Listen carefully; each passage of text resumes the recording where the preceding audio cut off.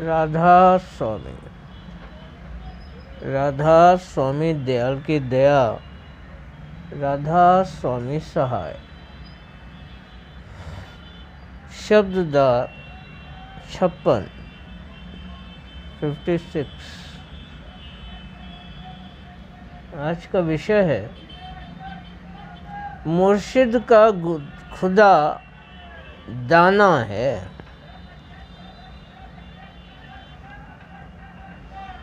कुछ लोगों का मानना है कि सद्गुरु को किसी से अपनी महिमा या बंदगी स्वीकार नहीं करनी चाहिए, क्योंकि सद्गुरु को तो सभी में खुदा नजर आता है। तो ऐसा सोचना उन लोगों की कमअक्ली और नादानी है।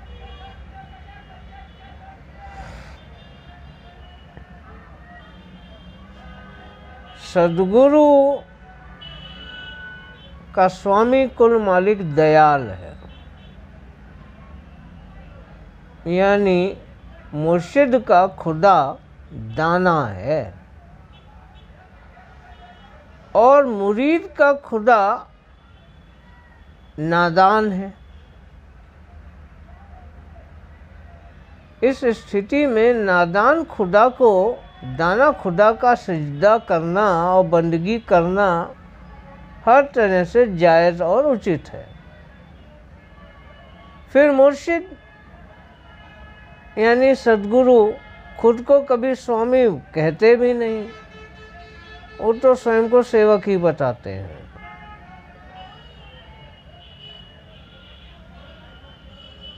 तो फिर अपनी बंदगी स्वीकार क्यों करते हैं? यही बुद्धिजीवियों का तर्कशील लोगों का तर्क है कि मुर्शिद यानी सद्गुरु खुद को कभी स्वामी नहीं कहते, वह तो स्वयं को सेवक ही बताते हैं। तो तुम जो तर्क कर रहे हो, इसका अर्थ ये हुआ कि तुमने सद्गुरु को स्वामी नहीं सेवक मान लिया और खुद को कुल मालिक का सेवक बताकर अपने और अपने सद्गुरु को एक घाट पर ले आए। फिर तुमको सद्गुरु की क्या जरूरत है? जाओ जाओ सीधे कुल मालिक के दरबार में खड़े हो जाओ, जाकर निकाले जाओगे धक्का मारकर, क्योंकि कुल मालिक राधा स्वामी दयाल का फरमान है कि निगुरे का मेरे दरबार में प्रवेश नहीं है। तो तुम्हारा गुरु कौन? निगरों का गुरु कौन? और मालिक के दरबार में प्रवेश भी नहीं है। तो मैदान से बाहर हो गए ना, पिक्चर से आउट हो गए। अब क्या राधा स्वामी और क्या मुक्ति और क्या सुमरन, क्या भजन, क्या सत्संग? चलो बाहर, मैदान से बाहर का रास्ता दिखा दिया मालिक ने निगरों को।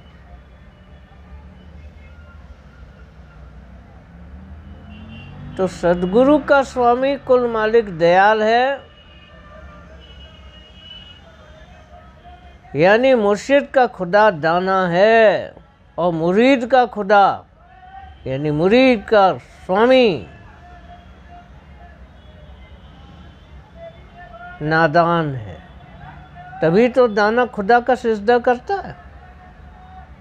अगर दाना होता तो फिर कुल मालिक दयाल की भक्ति क्यों करता और क्यों करवाता? पर मुरीद के लिए मुर्शिद ही उसका मालिक और स्वामी है। यहाँ गौर ये करना है कि मुरीद कौन है, जीव या सूरत? जीव या सूरत दोनों अलग अलग हैं। सूरत निर्मल है, जीव मलिन है, तो निर्मल और मलिन एक कैसे हो सकते हैं? इसलिए सूरत और जीव अलग अलग हैं। ये जो मलिनता है यही जीव है। सो जीव का स्वामी तो उसका सद्गुरु वक्त ही है, और जब तक जीव अपने खुदा यानी सद्गुरु वक्त का सिजदा ना करे और जीव का खुदा यानी सद्गुरु वक्त मुर्शिद उसकी बंदगी और भक्ति और सेवा स्वीकार ना करे, तब तक सूरत अंग बरामद कैसे हो? और सूरत का स्वामी राधा स्वामी दयाल है। इस भेद को अच्छी तरह से समझोगे तो तुमसे सद्गुरु और कुल मालिक की भक्ति सेवा बंदगी हो सकती है, वरना अपनी बुद्धि के झकोलों में इधर से उधर डोलते रहोगे।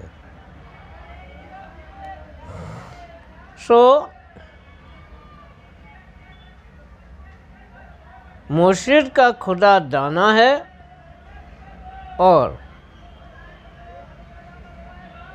मुरीद का खुदा नादान है।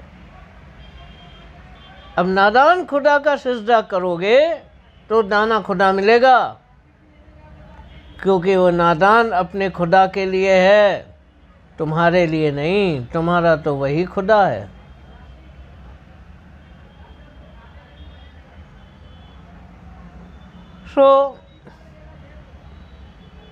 फिर मुर्शिद यानी सद्गुरु स्वयं को सेवक ही बताते हैं अपने मालिक का, पर भक्त पर फर्ज है, यानी भक्त का कर्तव्य है कि वह अपने सद्गुरु वक्त को ही अपना स्वामी माने, जिनकी वह शरणागत है, जिनकी शरण में है। सो जब तक स्वामी ना मिलेगा जीव को यानी सद्गुरु वक्त, जीव का काज अपने बल से कभी पूरा ना होगा, क्योंकि वो जीव है, सूरत नहीं है। उस जीव को सूरत तो सद्गुरु वक्त ही बनाएगा, और सूरत का स्वामी राधा स्वामी दयाल होगा। सद्गुरु शब्द स्वरूप हैं, रूप नहीं हैं। सद्गुरु शब्द स्वरूप हैं, रूप तो शब्द ही है, शब्द रूप का सद्गुरु स्वरूप हैं। मतलब ये कि सद्गुरु के रूप में मालिक खुद आन समाया हुआ है। सद्गुरु रूप क्या? वो देहधारी शब्द, वो सद्गुरु है। उस शब्द रूप ने जो देहधारी है वही तुम्हारा सद्गुरु है, और उसका दैहिक रूप है, पर स्वरूप तो अंतर में शब्द ही है। इसलिए सद्गुरु को शब्द स्वरूप कहा गया है, और कुल मालिक राधा स्वामी दयाल शब्द रूप हैं। तो जब तक स्वरूप तक ना पहुँचोगे रूप का दर्शन नहीं हो सकता, ना ही पता मिलेगा। स्वरूप से ही रूप का पता मिलेगा, जतन और जुक्ति करवाएगा और शब्द में मिलाएगा। यही शब्द स्वरूप सद्गुरु वक्त है।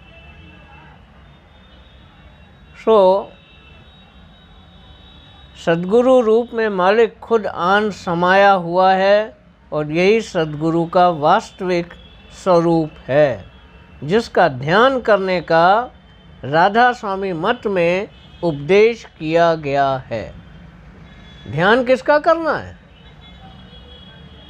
ध्यान करने का उपदेश स्पष्ट रूप से स्वामी जी महाराज ने फरमाया है कि कलयुग में कोई करनी ना बनेगी, सिर्फ सद्गुरु के स्वरूप का ध्यान। दो बातें आगे और भी बताएंगे। पहली बात यही है कि सद्गुरु के स्वरूप का ध्यान, और तुम क्या करते हो? नाम का ध्यान, या फिर सद्गुरु को जिसे माना उसकी छवि का ध्यान करते हो, है ना?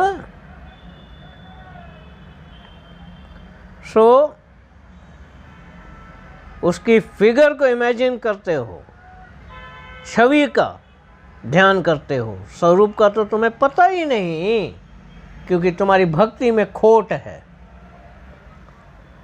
तुम भौतिक लालसाएं और कामनाएं लेकर आए हो, इसलिए चापलूसी करते हो, इसलिए चापलूसी करते हो और छवि का ध्यान करते हो, और छवि ही तुम्हारे लिए मुख्य है। स्वरूप का तो तुम्हें पता ही नहीं। जिस दिन तुम्हारी भक्ति में प्रेम और सच्चाई होगी, तुम्हें स्वरूप मिल जाएगा। यही निज रूप है और यही सच्चा सत्य संग है, जिसकी युक्ति सद्गुरु वक्त स्वयं बताते हैं। किसी पोथी में नहीं मिलेगा। कितनी ही पोथियां पढ़ लो, नहीं मिलेगा। जब गुरुओं के वचन में नहीं मिलेगा, तो गुरुओं के वचन पर थीसिस लिखने वालों के पास कहाँ से आ जाएगा? किसी पोथी में यह युक्ति नहीं बताई गई है। यह युक्ति सद्गुरु वक्त और उनके भक्त पर ही रखी गई है।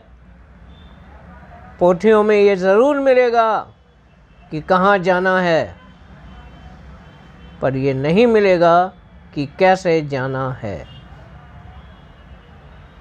क्या करना है। ये ज़रूर उपदेश किया गया है, पर कैसे करना है ये सद्गुरु वक्त पर ही रखा गया है। इसीलिए कहा कि सत्संग बेड़ा हितकारी है। अपने वक्त के सद्गुरु की खोज पहला कदम है। जो ये पहला कदम ही ना उठाया तो पहुंचोगे कहाँ? कल्पनाओं में ही घूमते रह जाओगे। जिसने सत्य का संग किया सो सत्संग बेड़ा हितकारी है। जो भी इस पर सवार हुआ उसी का बेड़ा पार है। फिर लौट के आना ना होगा, क्योंकि राधा स्वामी दयाल स्वयं सद्गुरु रूप में इस बेड़े के खेवनहार हैं। पर उससे भी पहले ये जान लो कि धोबिया सुजान भी हैं। सारा मैल उतारेंगे तब पार लेकर जाएंगे। आप ही आन समाते हैं। इस कड़ी का यही भाव है।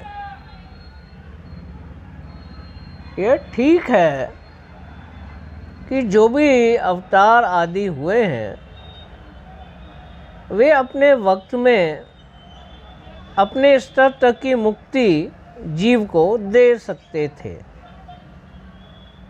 जिस स्तर से वो आए। भैया, इस ब्रह्मांड में 14 भुवन,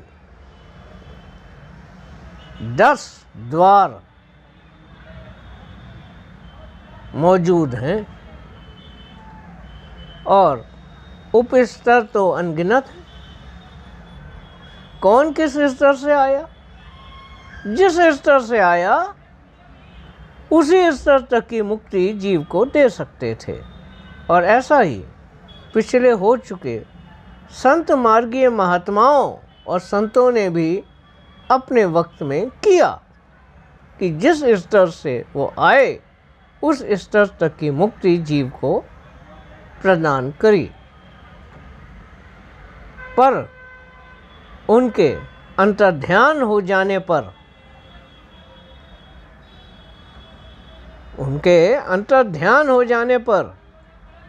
अब वे कुछ नहीं कर सकते। शब्द स्वरूप थे, शब्द में समा गए, और वो धार जो कुल मालिक दयाल की थी, जो उनके देह में आन समाई थी, वो गुरमुख में आन समाती है। इस तरह गुरमुख ही वक्त का सद्गुरु है। जब सद्गुरु वक्त अंतर्ध्यान हो जाते हैं,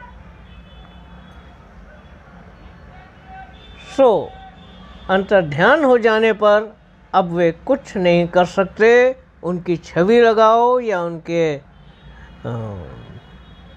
घर द्वार पर माथा पटको, हासिल कुछ ना होगा।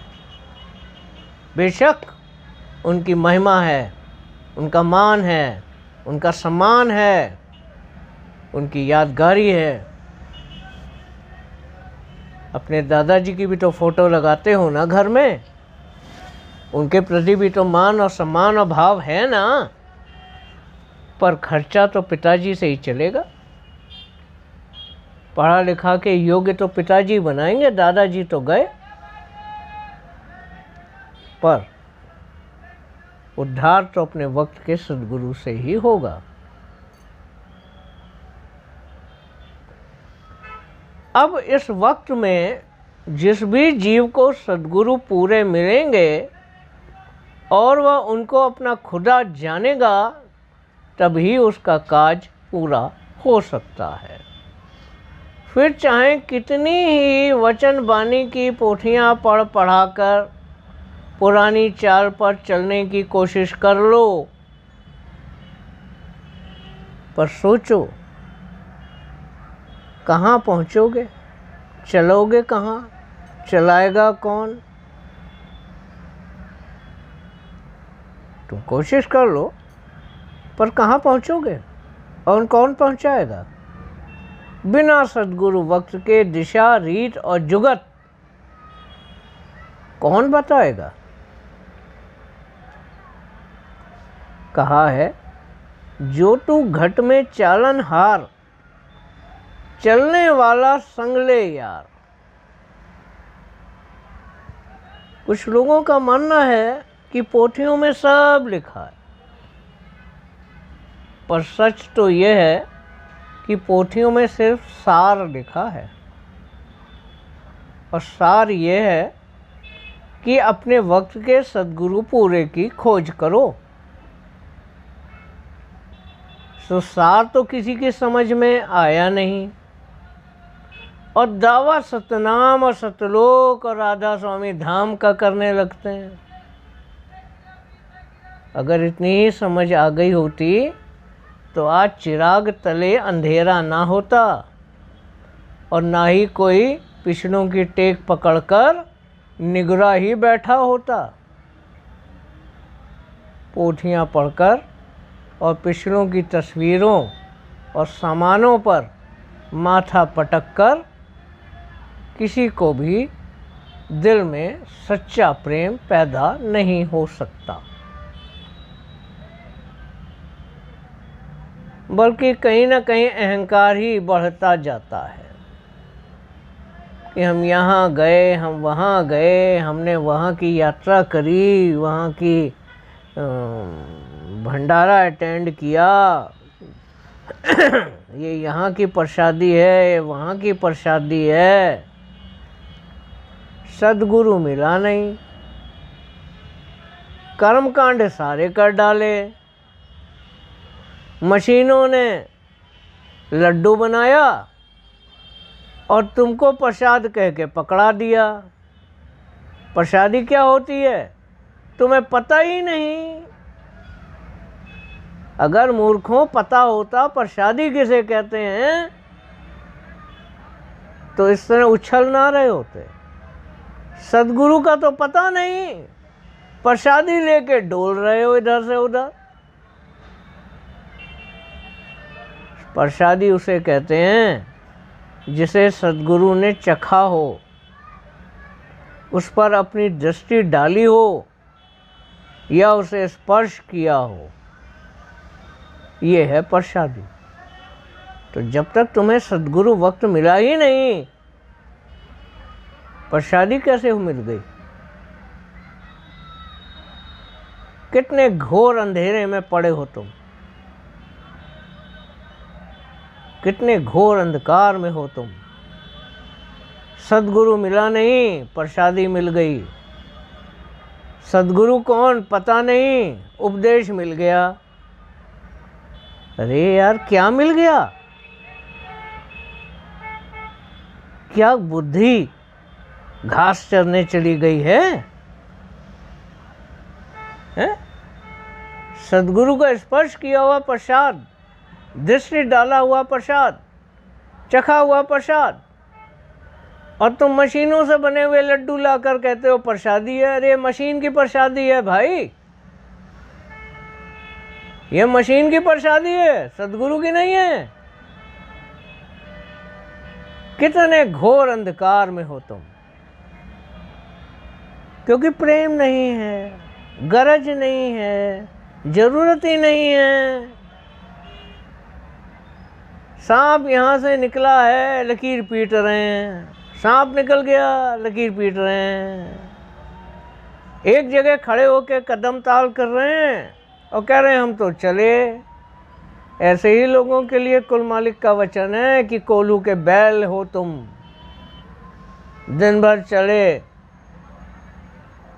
12 कोस और रहे वहीं के वहीं, सारी हरकतें कर डाली, सारी दौड़ भाग अपनी समझ से तीरथ मूरत कर डाला, सत्संग प्रसादी कर डाली, रहे वहीं के वहीं। अंतर में कुछ मिला? कुछ नहीं मिला। जो मिला बाहर मिला, क्योंकि तुमने बाहरी कार्रवाइयाँ करी। जो मिला जगत में मिला, क्योंकि तुमने जगत की कार्रवाइयाँ करी। अंतर के पट तुम्हारे बंद थे, बंद हैं, और जब तक वक्त का सद्गुरु ना मिले ये पट बंद ही रहेंगे। जैसे आए हो वैसे ही चले जाओगे। कहाँ? ये तुम्हारे कर्मों पर निर्भर करता है। तो ये सच्चा निर्मल और निश्चल प्रेम सद्गुरु वक्त की भक्ति और सेवा से ही हासिल हो सकता है। कबीर साहब ने कहा है, पोथी पढ़ पढ़ जग मुआ, पंडित भया न कोय, ढाई आखर प्रेम का, पढ़े सो पंडित होए। क्या पढ़ा तुमने? पोथियाँ पढ़ पढ़ के लाइब्रेरी बना ली, पर प्रेम से खाली रह गए। सो ये सच्चा निर्मल और निश्चल प्रेम सद्गुरु वक्त की भक्ति और सेवा से ही हासिल हो सकता है। दूसरा कोई उपाय इस कलयुग में जीव के वास्ते नहीं है। ये तो मेरे प्यारे तेरे भले की कहूँ, तो सतगुरु दीजिए प्रेम दात मोहे। राधा स्वामी, राधा स्वामी, राधा स्वामी।